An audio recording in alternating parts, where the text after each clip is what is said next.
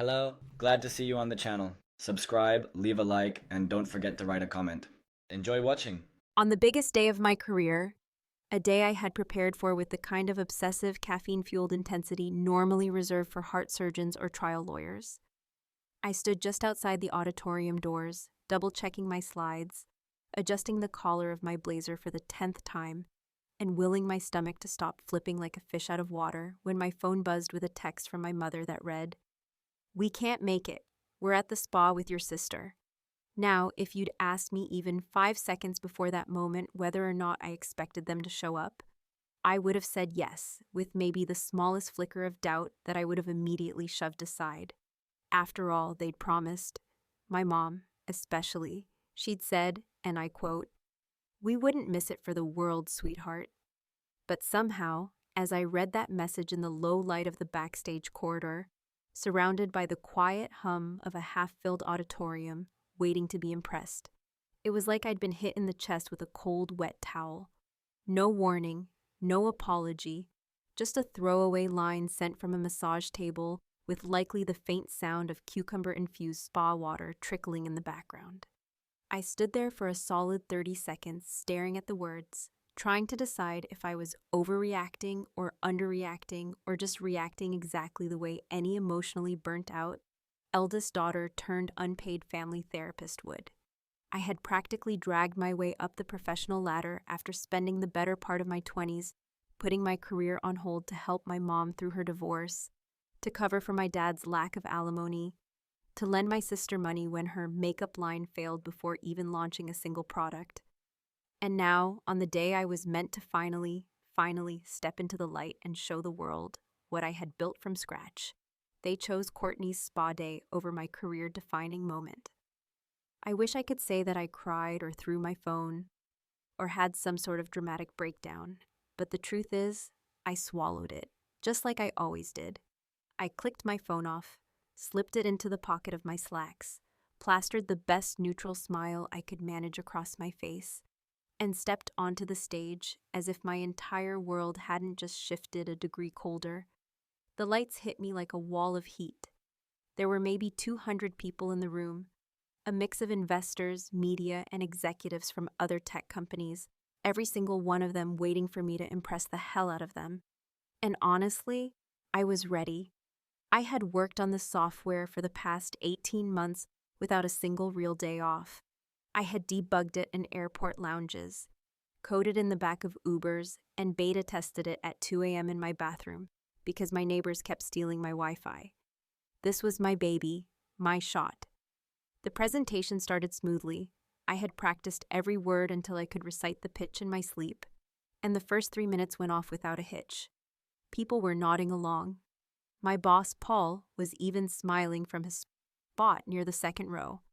I hit the slide for the live demo, the one where I was supposed to walk them through how our AI-powered diagnostics tool could predict infrastructure failures days before they happened. And for a second, everything looked fine. Then the screen flickered. At first, I thought it was just a minor tech hiccup. It happens, even in the best venues. But then the next slide didn't appear. Instead, a window popped open on the screen, one I hadn't seen before. A command line, running lines of code in real time. The audience shifted uncomfortably.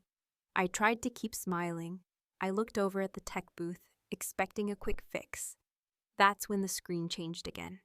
Private documents began flashing across the massive projection screen.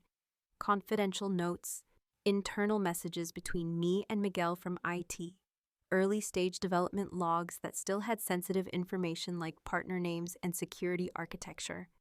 I could hear murmurs rising from the crowd, fingers tapping on phone screens. Someone was recording. I tried to manually override the presentation, but my remote stopped responding. The tech guy ran up to the stage and started typing frantically into his laptop. But whatever had hijacked my slides wasn't stopping.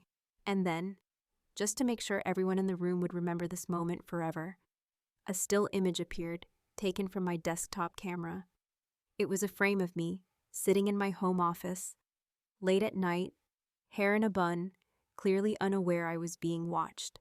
I don't even remember walking off stage.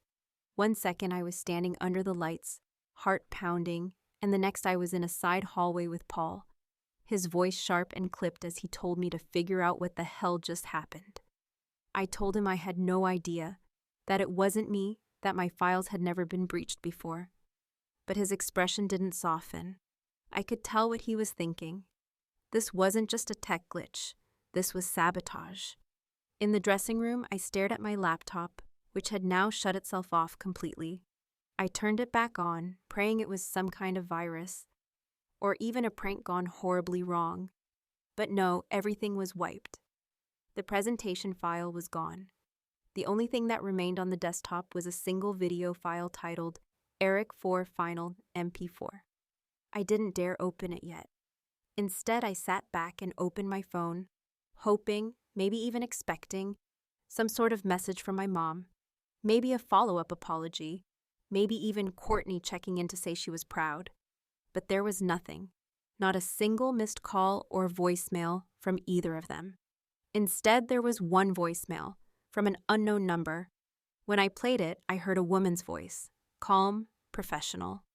Miss Hale, we're reaching out for a statement regarding the content leaked during today's demonstration. Also, we'd like to clarify your connection to Courtney Hale, who has recently gone live discussing your project. Please return our call as soon as possible. I froze. Courtney? My sister Courtney? I pulled up Instagram. There she was, sitting in a plush spa robe, hair wrapped in a towel, a green juice in hand, giggling into the camera. I mean, I just feel so inspired by my sister's project. It's crazy what you can find out when you just dig a little, right? She winked. And then, to my complete horror, she lifted the necklace she was wearing into the frame. It was a flash drive, identical to the one I had lost 6 weeks earlier. I didn't breathe. I didn't blink. My ears were ringing. Because I knew in that exact moment that my sister had something to do with this. And not only had she sabotaged my career, she was trying to make herself the hero of the story. And I wasn't going to let that happen. When I finally convinced myself to open the video file that had been mysteriously left on my desktop, still titled in that mocking, corrupted font, Eric 4 Final MP4, I felt like I was walking barefoot into a burning building, fully aware that nothing on the other side would bring me peace, but powerless to do anything else. Because once a nightmare starts bleeding into reality, denial just becomes a slower form of drowning. The file opened quickly, like it had been waiting for me, and within seconds the screen filled with images I had never intended to show anyone, not now, not ever. Not because they were scandalous or illegal or even particularly personal, but because they were raw, unfinished, mid-thought digital sketches of a product that I had been building in silence for over a year and a half, and seeing them splayed out like roadkill in front of an auditorium full of decision-makers felt like a slow, excruciating kind of death. It was as if someone had sifted through every version of my work, every brainstorm, every bug note, every ill-advised Slack message sent at 2 a.m. in a haze of exhaustion and frustration, and stitched them all together into a narrative that wasn't mine, but had just enough truth to look legitimate, just enough distortion to make me look careless, and just enough smug intention to make me want to scream. The video even included a shot of a text conversation with Miguel from I edited, of course, making it seem like I had asked him to help me hide something in the system, when in reality, we had been joking about his inability to spell middleware without autocorrect. I didn't know if it was panic or pure adrenaline, but my hands felt numb and my vision narrowed in that way it sometimes does before you pass out. Except I didn't.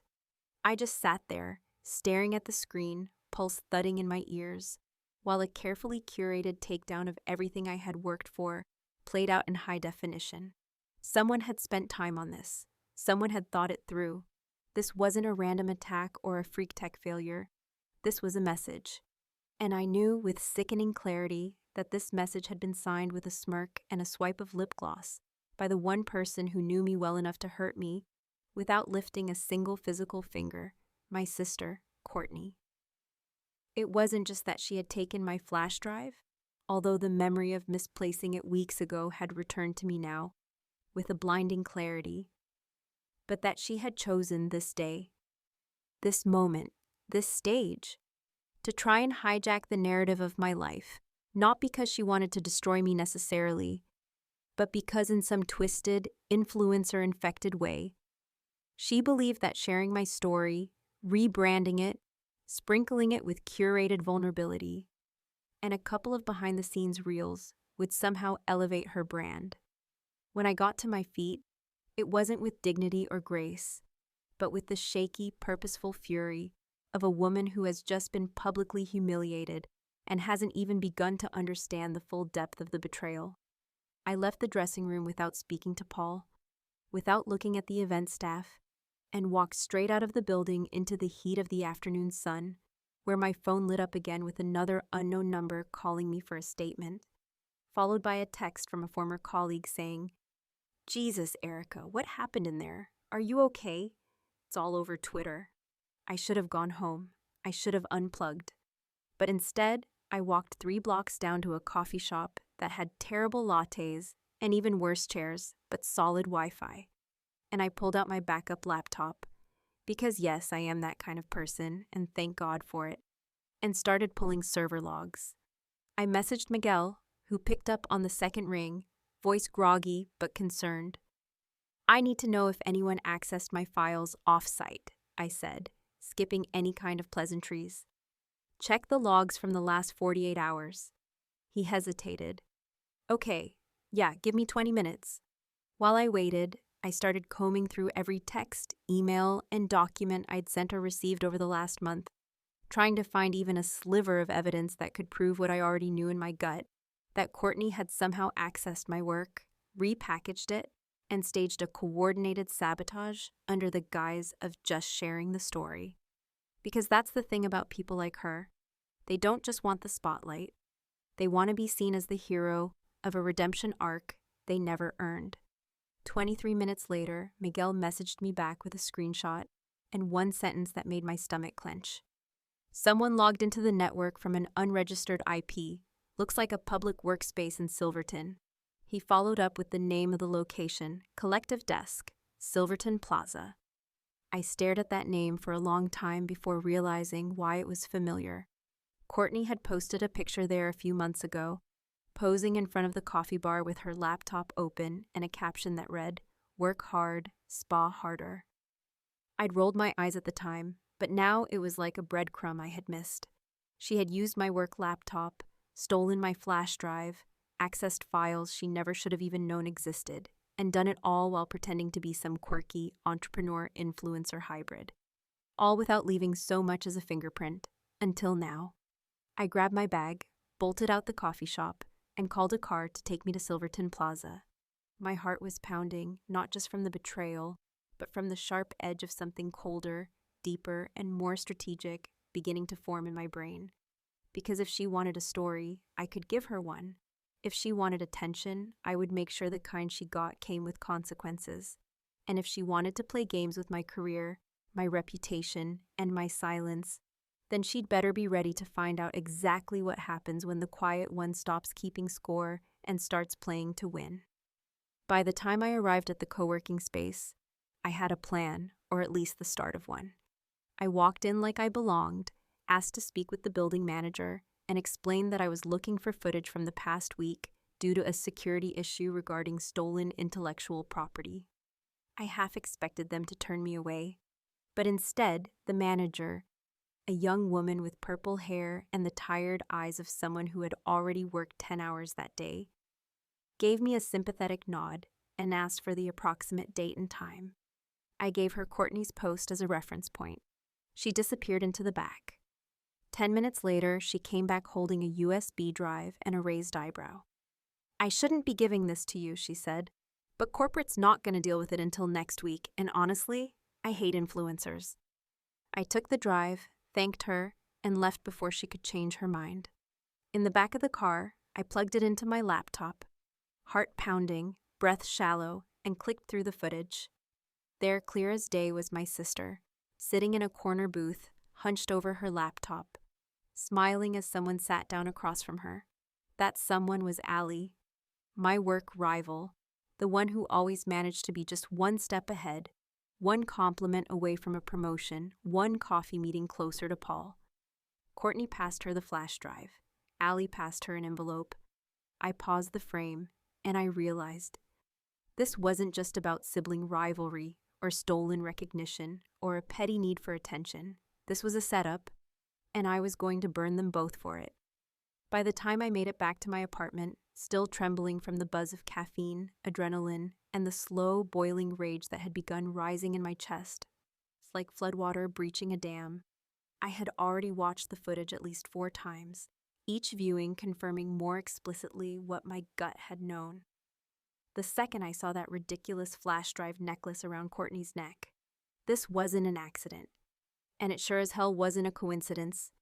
It had been planned, rehearsed, and executed with just enough timing and flair to make me look like I'd imploded all on my own, while Courtney, and now clearly Allie, hovered offstage holding the matches with smug little smiles and manicured hands.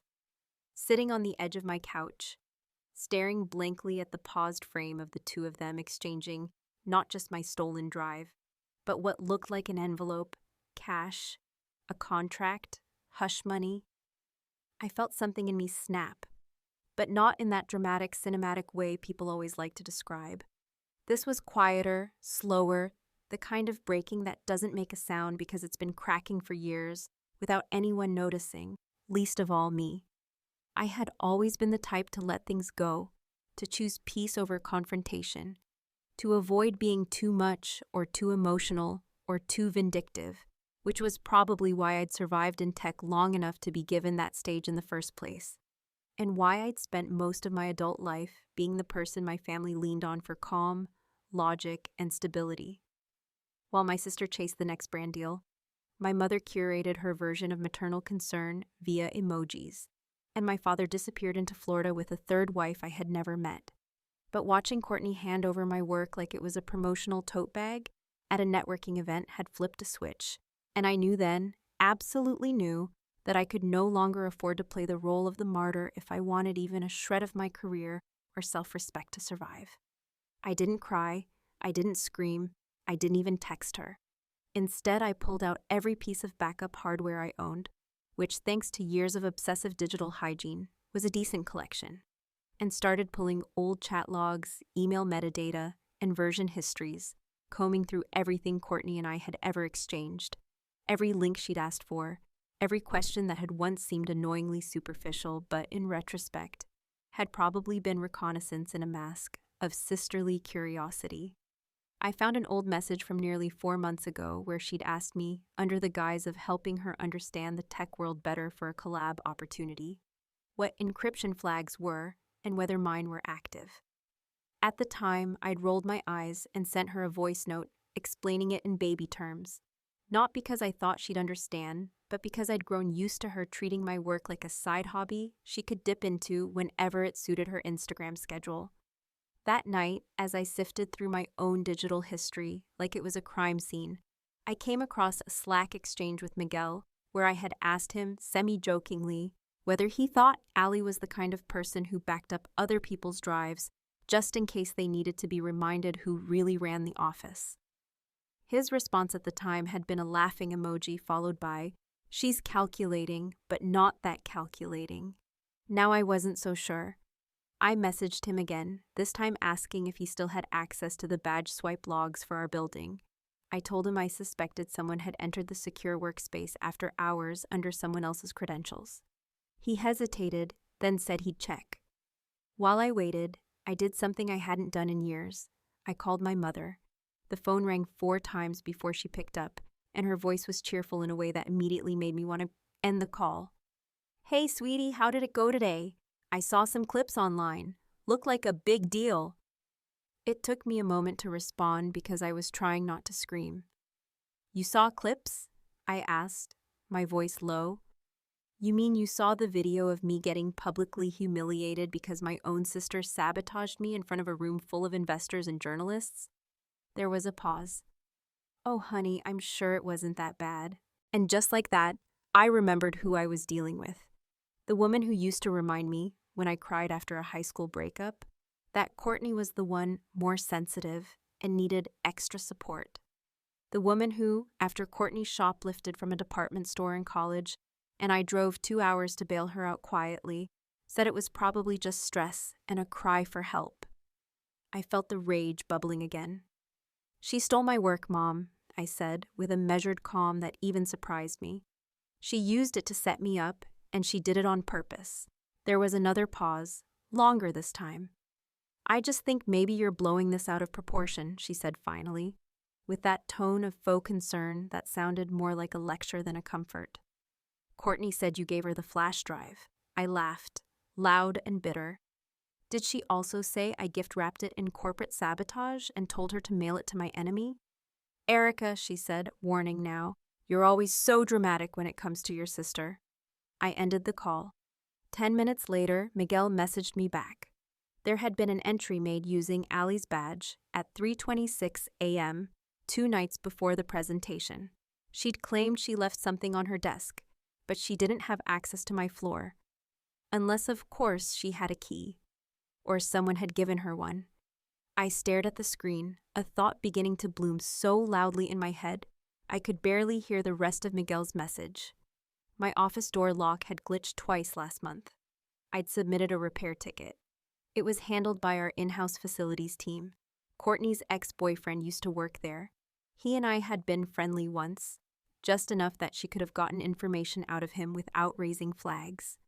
I didn't need more confirmation. I had enough threads to start pulling, more than enough to build a noose. The next morning, I scheduled a meeting with Paul under the pretense of reviewing the aftermath. And before I walked into his office, I stopped by the mailroom and slipped something into Allie's inbox. A printed copy of the security footage frame, with no note, no signature, just one word written across the top in black Sharpie. Smile. Let the games begin.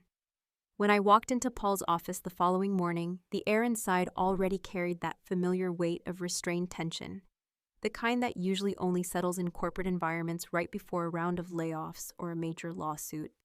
And though he tried to maintain the calm, composed demeanor of a man simply performing his managerial duties, I could tell, just from the way his fingers tapped against the side of his ceramic mug and the fact that he didn't offer me a seat until I was already halfway into the room, that he was preparing himself for a difficult conversation, one he had likely rehearsed a dozen times between HR calls and boardroom whispers, yet still hadn't figured out how to deliver in a way that wouldn't blow up in his face. I didn't wait for the niceties. "Before we get into whatever statement you've prepared," I said, placing my phone face down on the corner of his desk and locking eyes with him in a way I knew would make him shift uncomfortably in his chair, "you should know that I have documentation, video, metadata, security logs, the works, that directly links both Courtney and Allie to the unauthorized access of my files, the hijacking of my presentation, and what I am about one step away from calling corporate espionage." To his credit, Paul didn't flinch, not visibly, but I saw the subtle tightening around his jaw, the sudden stillness in his fingers, the way his eyes flicked toward the phone like it might start playing something incriminating on its own. And I realized in that moment that he hadn't been blindsided by this entire situation. Not the way I had been. No, Paul had known, or at the very least suspected, something. And instead of informing me, instead of offering support, or even a cautious warning, he had chosen to remain strategically uninvolved until the dust settled just enough for him to see which direction the wind was blowing. He cleared his throat the same way he did in meetings when he was about to shift the blame without actually using anyone's name. "Erica," he began, and I already hated the tone. "I understand that this has been a difficult week, and I want to acknowledge the incredible work you've done leading up to the launch, but the board, there it was, the board, the nameless, faceless entity that always seemed to materialize whenever leadership needed to deflect responsibility for a decision they'd already made behind closed doors, feels that, in light of the visibility this incident has attracted, it would be in the company's best interest to transfer the remainder of the project to someone with a fresher face, someone who can help reframe the narrative." I almost laughed, not because anything about the situation was funny, but because the phrase "fresher face" was such a thinly veiled euphemism for someone less publicly embarrassed, someone without your baggage, someone whose sister isn't going viral for turning your downfall into a lifestyle reel that I couldn't help but feel a certain cynical admiration for how corporate politics always managed to wrap betrayal in a package labeled strategic realignment. And let me guess, I said, voice flat, that someone is Allie. Paul leaned back in his chair, palms raised like he was appealing to reason. She's already been involved in the outreach effort. It's a logical transition. I let the silence sit for a moment, then reached into my folder and pulled out a second printed frame from the co-working space footage. This one zoomed in on the moment Allie slid the envelope across the table.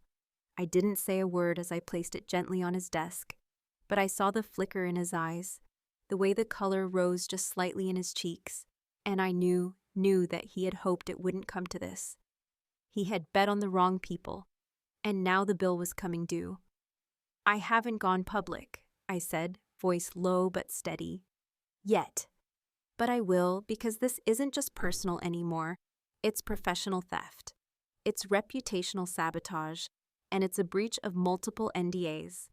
So if you think for a second that I'm going to walk away quietly while Allie parades around on the ashes of my work and Courtney monetizes the fallout with her favorite brand of faux inspirational bullshit, then you've forgotten who built this product and why I'm the only one who knows how to fix what they just broke. Paul didn't respond immediately, but I could see the wheels turning. The frantic calculations, the internal checklist of risks and liabilities, and headlines they couldn't afford.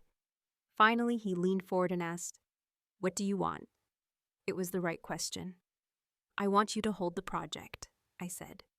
"Pause everything. No press, no rollouts, no reassignment. Let me clean this up. Give me 2 weeks. And if I don't, then I walk straight to the press, to the investors, to everyone who has a stake in this company's reputation.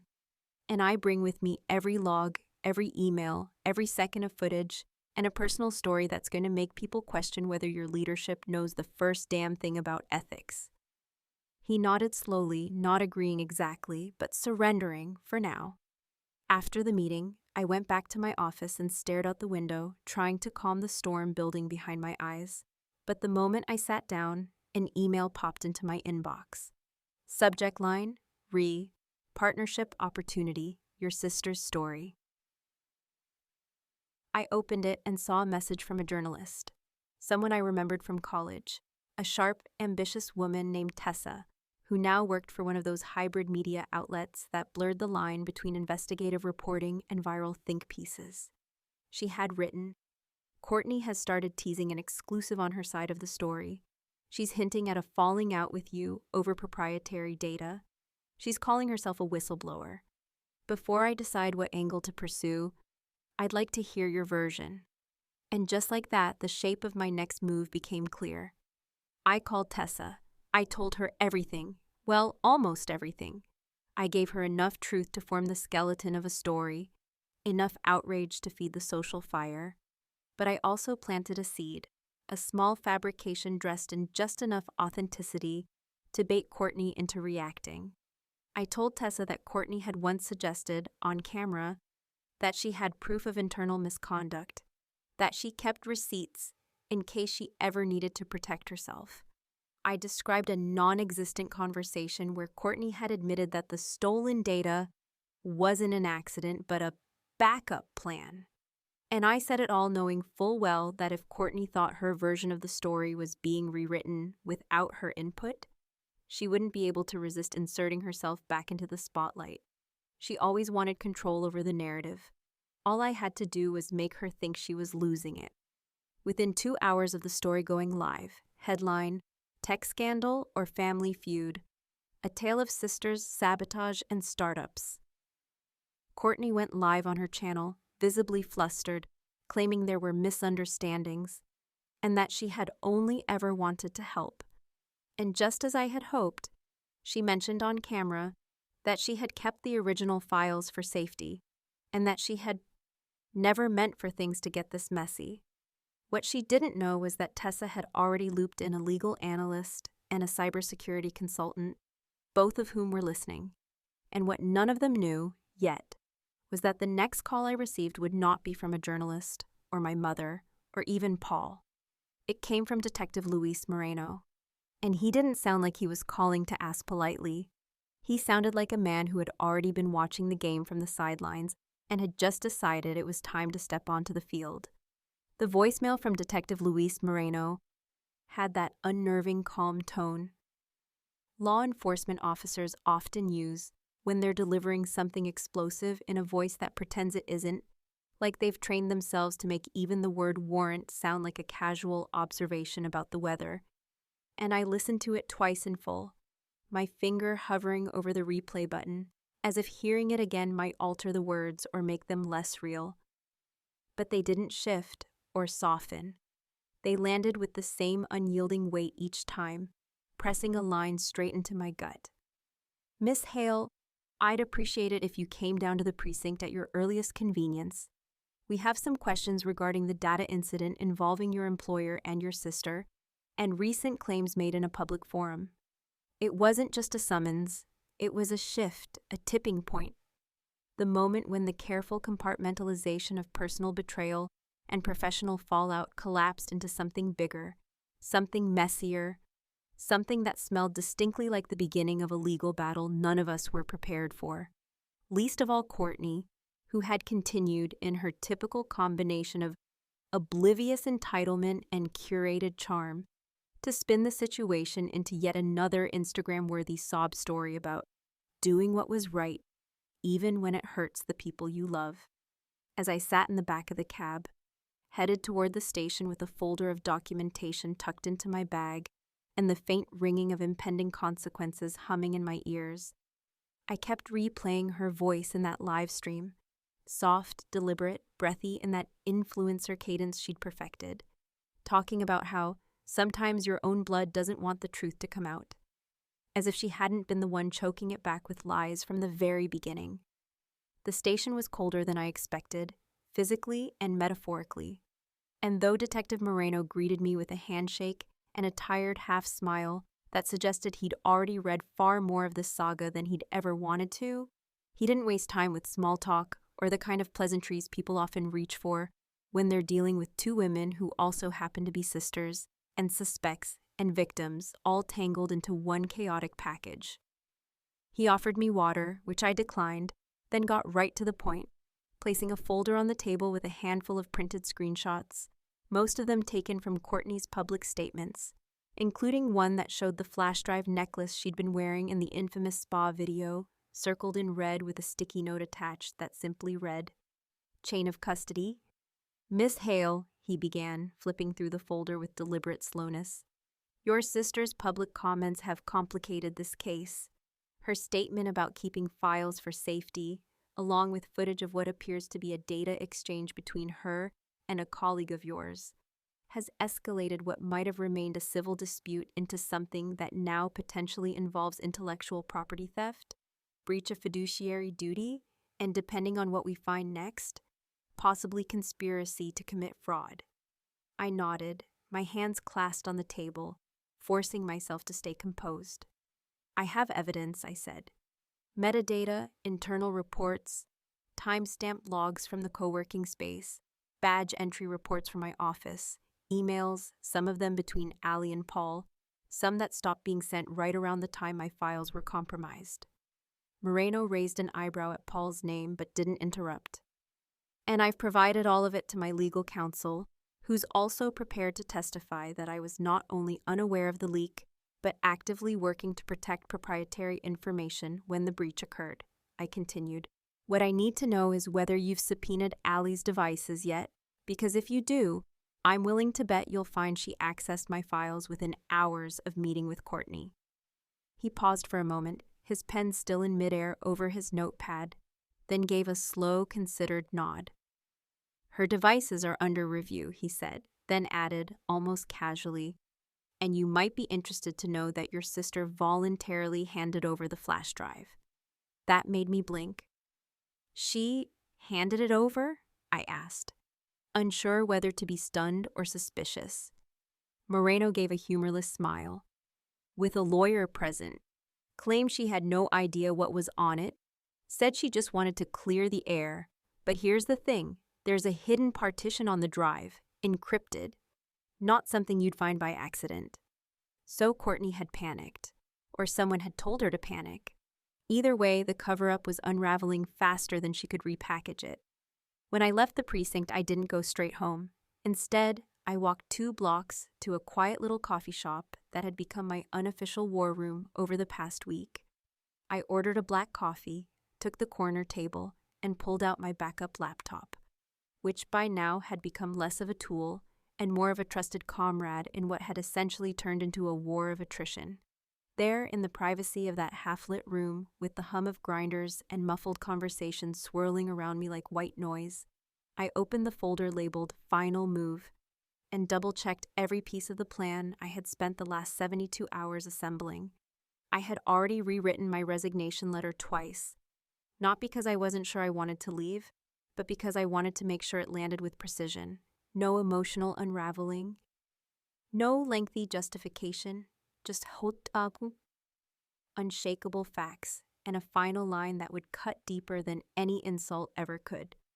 But more importantly, I had also finalized the legal documentation for a provisional patent I had quietly filed under my name, one that included all the core architecture of the project I had originally developed, with a few modifications and improvements that I had deliberately not shared during team meetings, specifically because I had begun to suspect, long before the sabotage, that someone was listening a little too closely to my ideas without offering any of their own.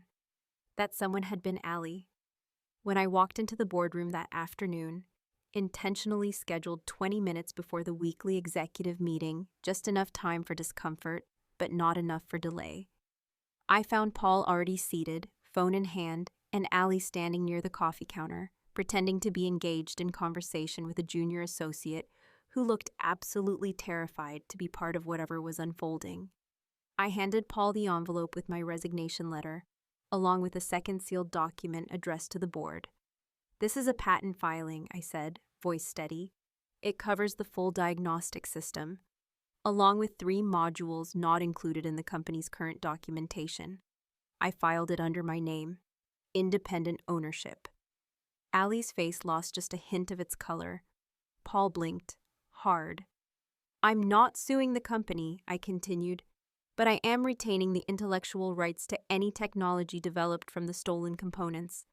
And if I see any of it in production without license approval, I will go public, with everything, including the footage, including the police reports." Paul stood up, started to speak, then sat back down without saying a word. I turned to leave, but paused at the door.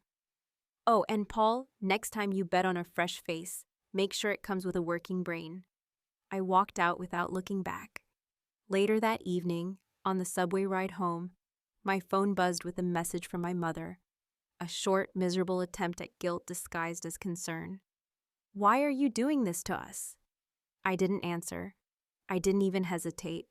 I deleted the message, tucked the phone back into my bag, and stared out the window as the city passed by in smears of color and light, the sound of the train humming steady beneath me like the heartbeat of something finally, blessedly, mine.